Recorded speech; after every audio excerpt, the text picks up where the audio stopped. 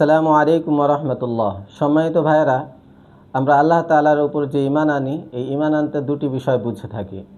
এক, আল্লাহ তাআলার সত্তার উপর ঈমান। দুই, আল্লাহ তাআলার সমস্ত সিফাত গুণাবলীর উপর ঈমান।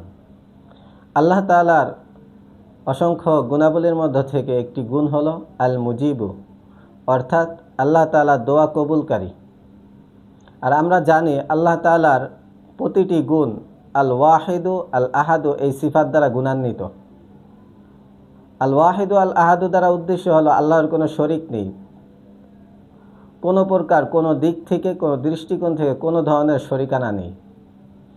এখন দোয়া কবুলকারী হল এক সিফাত দ্বারা বুঝলাম আল্লাহ তাআলা দোয়া কবুলকারী, আরেক সিফাত দ্বারা বুঝছি আল্লাহ তাআলার কোনো গুণেই মধ্যেই কোনো শরিকানা নেই।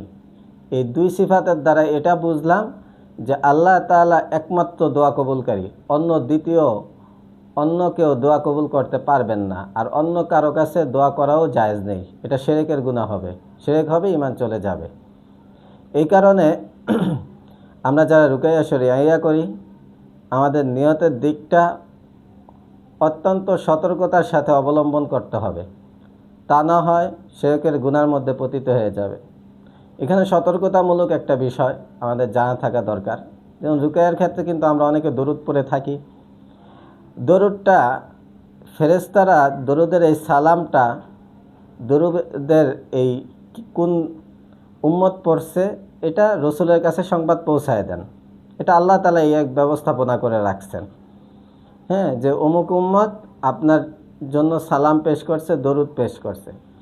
কিন্তু দরুদের নিয়তটা, দরুদ কবুল করার নিয়তটা, দরুদের মধ্যে যে দোয়া প্রার্থনাটা আছে, এটা কিন্তু রসুলের কাছে করলে ঈমান চলে যাবে, কারণ রসুলকেও আল্লাহর সাথে শরিক করা যাবে না। এক্ষেত্রে অনেকেই ভুল করি, দরুদের নিয়তটা রসুলের কাছে পেশ করে দেই না। দরুদটা আপনি পড়ছেন রবের কাছে পেশ করবেন, আর রব ফেরেশতাদের মাধ্যমে এই রসুলের জন্য যে পাঠ করছেন এটা রসুলের কাছে পৌঁছায় দিবে।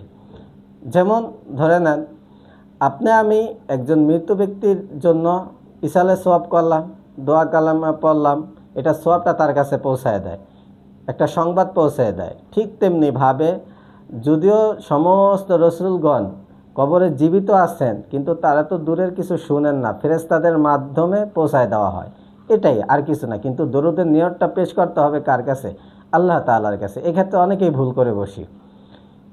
এভাবে প্রতিটি ক্ষেত্রে, রুকায়ার ক্ষেত্রে নিয়তের বিষয়টা অত্যন্ত সতর্কতার সাথে অবলম্বন করতে হবে। শুধু আপনি না, আপনার থেকে যে চিকিৎসা নেবে তার প্রতিও লক্ষ্য রাখতে হবে, তার নিয়তটাকেও বিশুদ্ধ করে দেওয়ার দায়িত্ব আপনার। কারণ আপনি একটা দিলেন, যে পানি পড়া দিলেন, তেল পড়া দিলেন, ওই ব্যক্তি মনে করলো এই তেল পানির নিজস্ব ক্ষমতা আছে, তাহলে তো শরিক হয়ে গেল, কারণ কোনো উপায় বা উপকরণের নিজস্ব ক্ষমতা নেই, একমাত্র আল্লাহ তাআলার। এই কারণে নিয়তের বিষয়টা স্পষ্ট করা জরুরি। আল্লাহ তাআলা আমাদেরকে নিয়তের বিষয়টা বিশুদ্ধভাবে অবলম্বন করার তৌফিক দান করেন।